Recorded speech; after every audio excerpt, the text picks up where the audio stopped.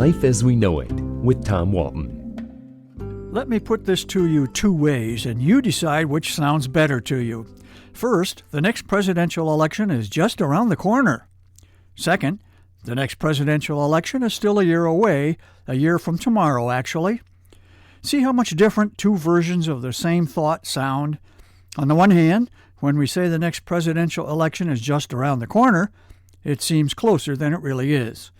When we say the next presidential election is still a year away, it sounds hopelessly distant, someday in the far-off future that cannot possibly get here soon enough. So should we see the glass half full or half empty? I tend to lean toward optimism, even though I expect this presidential election to be this country's most mean-spirited presidential election since, well, the last one. Love him or hate him, Donald Trump remains the most polarizing figure in American elective politics in a long time, and perhaps forever, because he forces you to love him or hate him. It's nearly impossible to feel ambivalent about the guy. When he offends someone, which is just about every day, he doesn't apologize, he doubles down. Our allies are perplexed, our enemies can't stand him. His defenders, however, say he's only doing exactly what he promised to do, shaking up the establishment, playing by new rules, draining the swamp. I'm not going to take sides here. That's one can of worms I'll leave unopened until another day.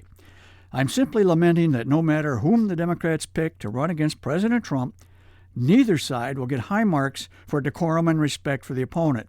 You can bet the Democrats are already sharpening their incisors to take a bite out of the incumbent president, and the Republican Party honchos are already hard at work researching all the potential Democratic candidates and digging for any tidbits of potentially embarrassing information.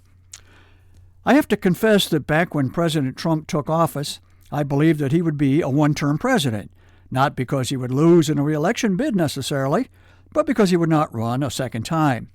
I figured he would take 4 years to do what he wanted to do, including snagging a pair of Supreme Court appointments, and then return to the day job he loves the most, business tycoon. Now I realize I was wrong.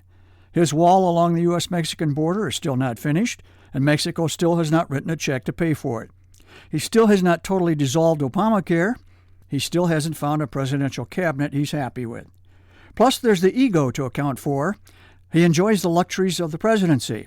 The White House might not match his Trump Tower digs in New York City, but it's not bad if you have to live in public housing. Plus, Air Force One is really cool.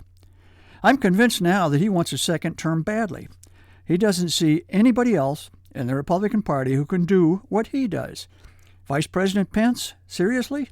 I can't even recall the vice president's first name, and I'm embarrassed by that. In Mr. Trump's mind, if he doesn't run, the party turns over the White House to the Democrats. And he's probably right about that. So buckle up, Buttercup. It's going to be a bumpy ride. But together, we can get through the next 12 months. We'll survive. And it's Mike, by the way, the vice president's first name. I won't forget it again.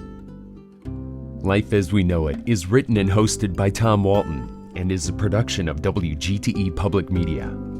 Life as We Know It with Tom Walton can be heard on WGTE FM 91 every Monday afternoon during All Things Considered at 5:44 p.m. Or hear past episodes at WGTE.org/life.